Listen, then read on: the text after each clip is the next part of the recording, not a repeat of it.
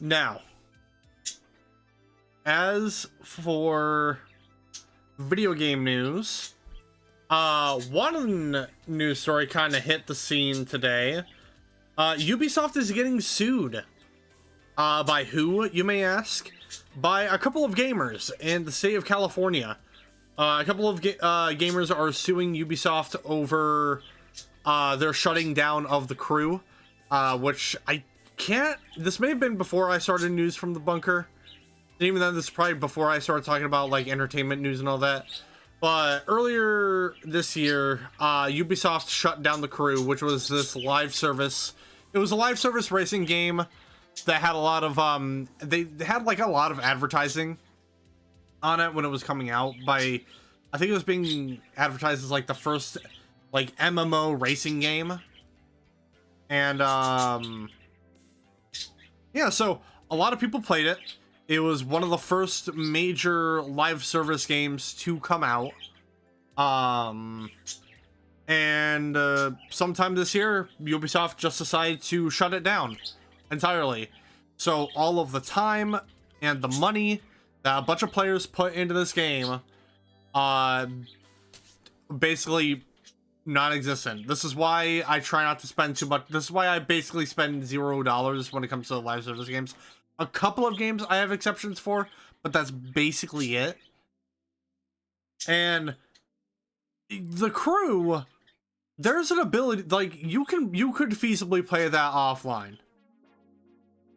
Like there's like a very easy way for them to turn that into an offline game, and Ubisoft said no. So they like not only did they just shut it down, but they also pulled it from everyone's libraries. So if you owned The Crew on would have been Origin back in the day, if you still had it on like Uplay, they just ripped that shit right out of your library. And so a couple of gamers are like, yo, that's not fucking cool. And so now they're suing them for it, which I'm gonna be honest, I really hope they win this. I really hope whoever these two guys are that are suing Ubisoft, fucking please, I hope y'all win this. Because this can start setting, because obviously there's a lot of lawsuits in the games industry right now. You have the Pal World and Nintendo stuff, which I talked about the update on that last week. It was actually featured on this week's News from the Bunker. And you know, like if these two dudes, if they win this lawsuit, this can start putting in like possible legislation to prevent companies from shutting down games that people put hours upon hours of their lives into. And I think it kind of started in Europe. I want to say there was a case in Europe where they were like, hey, you gotta have there's gotta be a way to play this game offline, because a lot of these games, especially The Crew, like people pay full price for these games. And to pay full price for a game, spend God knows how much money on it, and then spend God knows how many hours of your life on it, only for it to be shut down and ripped away from you in a fucking instant. Like, I'd be pissed off too. I would be incredibly pissed off. And if they win this lawsuit, this could prevent companies from, you know, obviously shutting down live service games entirely, because I feel like there should be a way for live service games to be played offline. Because, like, yeah, for certain games it could ruin like the MMO aspect of it, but like at the end of the day, people still like these two gamers, they're doing this because they want to play a game that they love. Like, honestly, regardless of what your personal feelings are about The Crew, like, people genuinely enjoyed The Crew. And like, if you're really compassionate about something, fight for it. Fight to keep it alive. So whoever you two are, I hope for the best in this lawsuit, and fuck you, Ubisoft.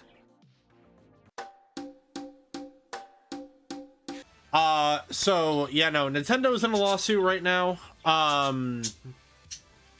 Well, this time, well, Jesus. So they're suing one particular individual. Goes by the name of Every Game Guru. And they are suing this guy for, I think it's like $10 million, something around that. It's Nintendo, so they're gonna sue for millions of money. But they're suing this person because this guy, I shit you not, is gotta be one of the most dumb motherfuckers on the planet. On the internet, just in general. Because they're going after this guy because he was streaming. He was streaming pirated Nintendo games that weren't even released. So, streaming pirated games, and on top of that, you know, announcing that, because this person basically blatantly says it, that it's fucking pirated. So yeah. And on top of that, like I said, he's streaming Nintendo games that haven't even been released yet. So, yeah. And apparently this dude was streaming on like 10 different streaming, sites. That's including YouTube, Facebook, and Twitch. Like, he's streaming on like a bunch of these different sites that I never even fucking heard of before. And he's only getting like, not even like 5 viewers or something like that. And it's like, dude, apparently this guy's been doing this since 2012 or 2013, around that time. That was like, all this time, this dude could have stopped and he just didn't.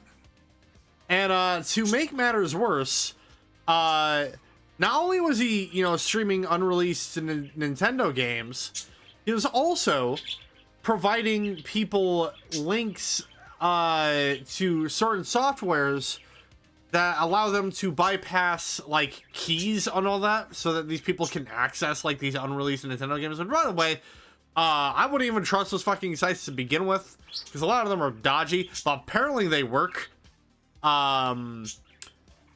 So yeah, and apparently this guy's reason for doing it is because like, oh, capitalism is a bitch. And it's like, dude, I get it, but also you are straight up doing something that is actually illegal. So yeah, this dude's a dumbass. He could have easily stopped doing, you know, he could have stopped at any point. And he continued to do it because of some stupid clout. That basically nobody was giving two shits about him. Until this news story got released. So, yeah. I guess he got what he wanted, but he's probably gonna end up like the one dude who literally has to give, like, what was it, 25% of his monthly income to Nintendo because of, some stuff that person got. I can't remember. I think it was like Doug Bowser or Gary Bowser. Dude's last name was Bowser, and it wasn't the CEO of Nintendo of America. I know that for certain. And also apparently the dude just straight up emailed Nintendo and was like, "Yo, I got thousands of burner accounts. I could go at this all day." And everyone's just looking at this guy and be like, "Dude, just, you're not gonna win this. I don't know if you think you got the high ground, but you do not have the high ground." Like, Nintendo already doesn't like it if you're streaming their games, or playing their games for that matter. Like, they go after every kind of creator imaginable in the space, which is completely disgusting. Like, I still hate that. But the fact that you're streaming Nintendo games that haven't, like, that's the big part of this. Like, he's done this before, and he's continuing to do it by streaming unreleased games. And it's like, god damn. Like, we know what happens to people when they leak unreleased stuff that, like, hasn't even been shown to the public yet. Like what happened with the GTA 6 leaks from about a year or so ago. Like, that dude is literally, like, prisoned. He's like literally imprisoned in like a hospital bed because he decided to leak the GTA 6 stuff. think about what's gonna happen to this dumb motherfucker, right? Like, now, I don't have an issue with emulating, because a lot of it, unfortunately, a lot of it has been done with emulators. A lot of what this guy did was through those. Which, it does suck that this is even happening in the first place, because now Nintendo is gonna look at this case, and they're gonna be like, oh, so we're just gonna go after every emulator now. And obviously, you know, I've played on emulators before. For the God of War playthrough series I did throughout the year, I used a PS2 emulator for 1 and 2 and Ghost of Sparta and Chains of Olympus. And it, like, emulators are nice to give you access to games that you just can't play anymore, especially games that just have not been released, re-released. So yeah, like, in that aspect, I don't really mind emulators too often. I really don't. But this could start leading to Nintendo going after not just emulators, but people who do like mod tools on emulators, like the randomizer stuff. Like, you see Legend of Zelda randomizer playthroughs. There's a bunch of other games that got random things on them that you can do to it, and it's just gonna cripple the emulator community at the end of the day, because this dumbass decided to play like pirated unreleased games on them. So yeah, that's unfortunate. This is a lawsuit that I could definitely see Nintendo winning. Yeah, that's I'm still pulling up for Power World though. I'm still hoping Power World continues to fight that lawsuit. I got basically only one news story that I really want to talk about tonight, and that is Crunchyroll's in the news, and it is not because they fumbled on a Hatsune Miku US tour this time. Oh my god.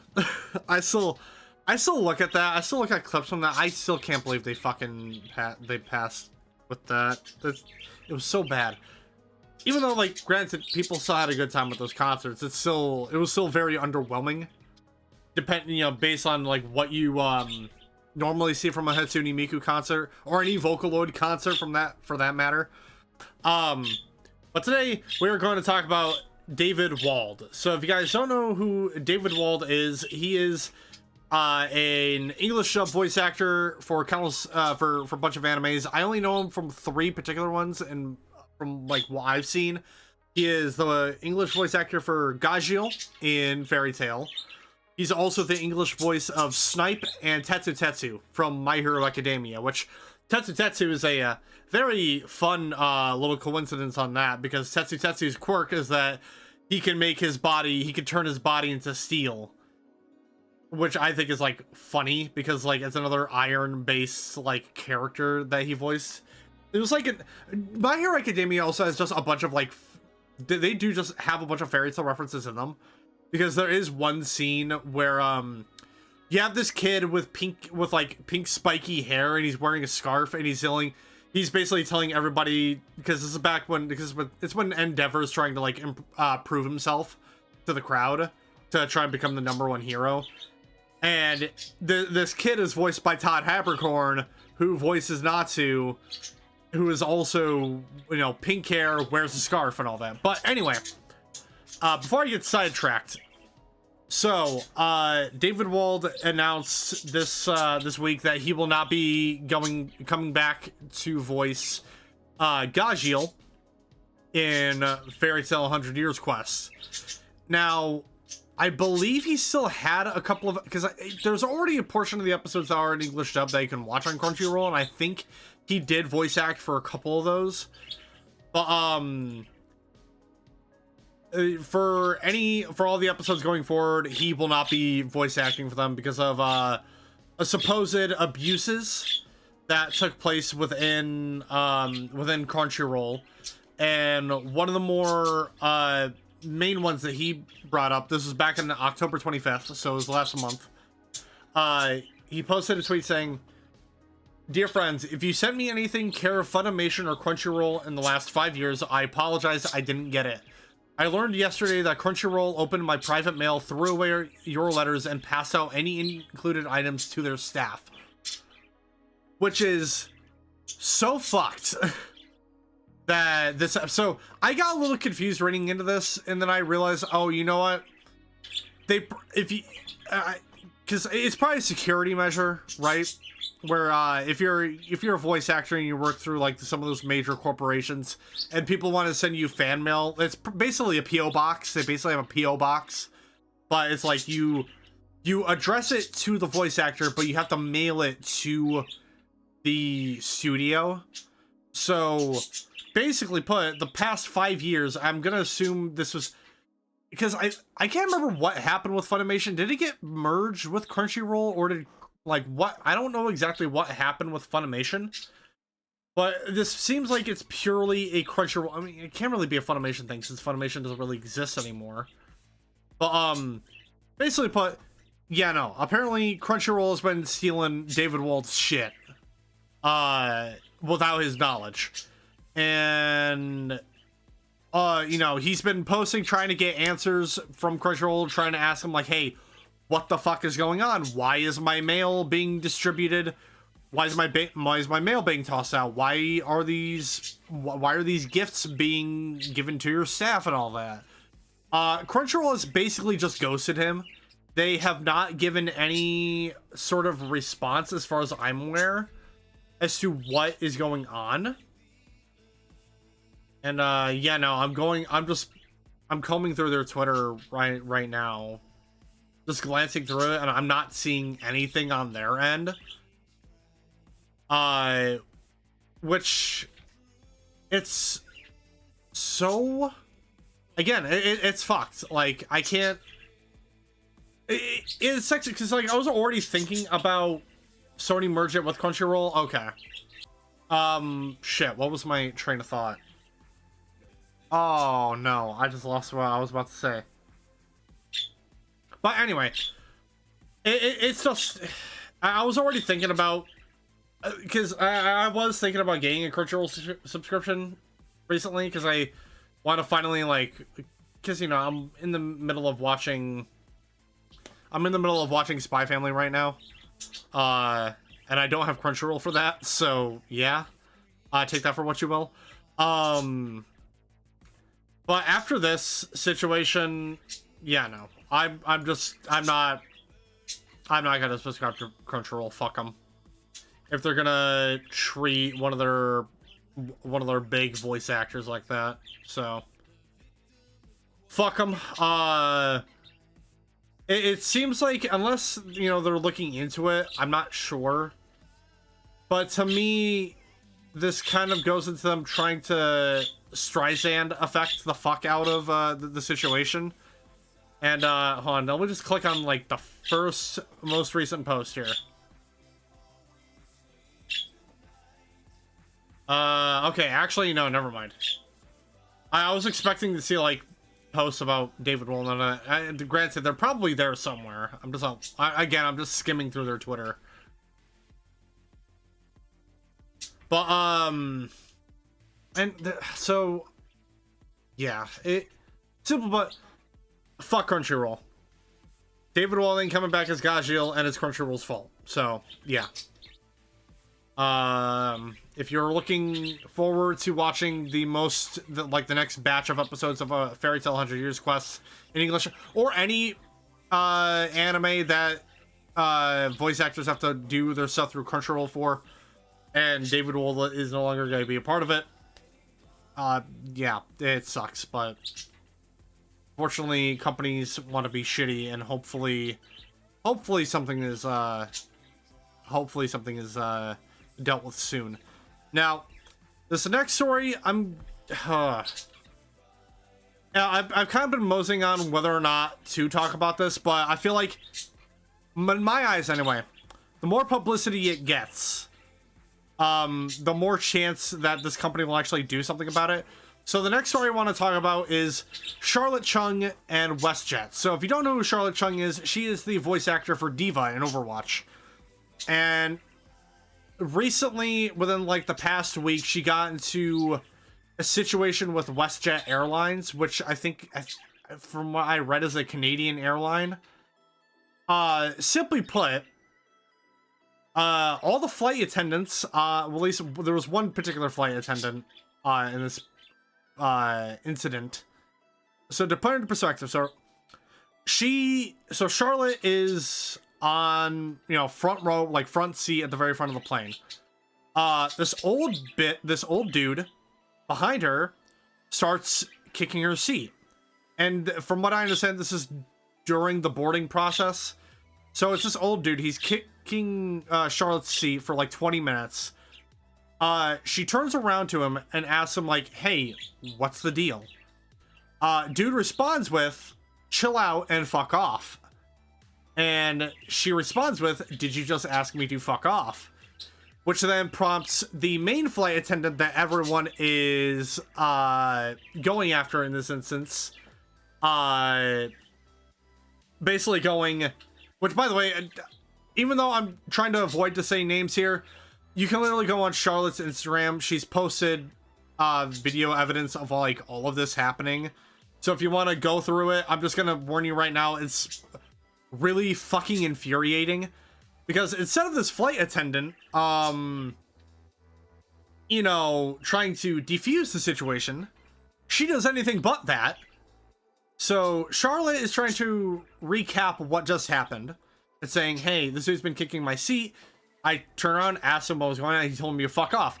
Dude responds by saying that she's lying, and he didn't actually say that. And the flight attendant is like, well, could you not, tells Charlotte, well, could you not curse on the flight? Could you not curse at me, and could you not curse on the flight? And Charlotte's basically going, what are you talking about? I'm telling you word for word what happened. And so it goes into the situation where flight attendant goes, well, I can move you to a different seat.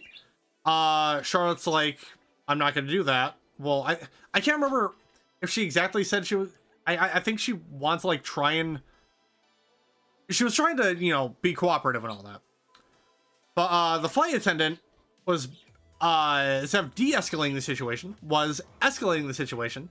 And then she forced Charlotte to move seats. And then it goes into this whole, because this flight was 4.5 hours. 4.5 hours, this flight attendant is going off on Charlotte in front of all the passengers, mind you. And then it gets to a point where she goes to talk to the person that was kicking her seat, and her body posture is like all friendly and all that. And keep in mind, Charlotte is Asian. And you just watch the whole video and you just read into the situation, and it's like, it is basically like 100% discrimination against Charlotte. And it's fucking disgusting. And literally, if you go into any comment from any of WestJet's official social media accounts, whether it be Twitter or Instagram, every comment is people going like, hey, what the fuck are you guys doing? Why isn't this fucking flight attendant fired? And apparently it wasn't just the flight attendant, it was the entire crew that were being assholes to Charlotte. Which is, it's so disgusting to see.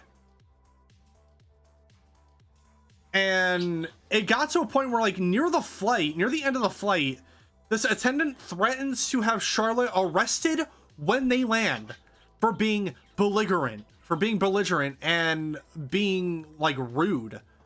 Which is absolutely not at all what the fucking case was. And again, if you just, like, I'm just nothing but pissed off, and basically everyone else is on the same boat. That not only was the flight attendant in the wrong, so was the rest of the crew, because it seems like they were also in on it. And some of the passengers just also, might as well just rope them into it too, because they, apparently none of the passengers decided to stand up and stick up for her, which is also just plain awful and disgusting. And it seems like WestJet is trying to pull the Streisand effect, and trying to hope everyone forgets about it. But if you go into the comment section of every post they've made since that incident, every comment is fire the flight attendant, fire the crew. Like, why the fuck aren't you guys putting out a response to this? And the only sort of response that they've ever put out in regards to this particular situation was they responded to a comment on one of their tweets where they basically said that they're looking into the situation. AKA, they're probably not going to do jack shit about it, and they're going to hope that people forget about it. Which, I'm hoping people don't forget about it, because, again, it is just blatant racism, and it's gross. And I hope I do hope the flight attendant gets fired. Personally. Not just the flight attendant, but every other person on that crew. Because anybody that saw that and just chose not to stick up for Charlotte, seriously, go fuck yourself. Like, honestly. Because there were, no doubt, other witnesses that heard what that one old dude said. And no one confirmed confirmed the story to the flight attendant with Charlotte. So, yeah, it's just despicable, and yeah, I just hope that you know, proper things are done. So, yeah, that's it for this part of the news. It's a lot of anger tonight on this particular segment. So the main story I want to talk about tonight is Sega, because even though this news story dropped, I think, how long ago did this drop? Like 5 or so days ago? Regardless, apparently Sega is getting ready to delist a bunch of games from PC, PlayStation, and Xbox. I think the exact day is, I think it's like 73 games in total they plan on delisting, which is including a lot of the Sega Genesis classics. So basically, from what I understand, the Sega Genesis and Mega Drive Classic collection, that's being delisted, along with the Sega Dreamcast collection. I don't know why they plan on doing this. I don't know if it's because of the remasters that they announced. But yeah, no, I don't know if this is about the remasters of some of the classic Sega games they announced back at the Game Awards last year. So yeah, it might have something to do with that. But even then, if that is the plan for them to like re-release them in like a remastered capacity, I don't know why they wouldn't announce that. So just giving everyone the heads up on that. So if you haven't got them already, because I think they plan on delisting them, I think next month, I think it is. So yeah, I would recommend you get those collections while you can, because obviously they are going to soon become abandonware. Because as far as I'm aware, I think some of these games are only available on these systems. I could be wrong on that though.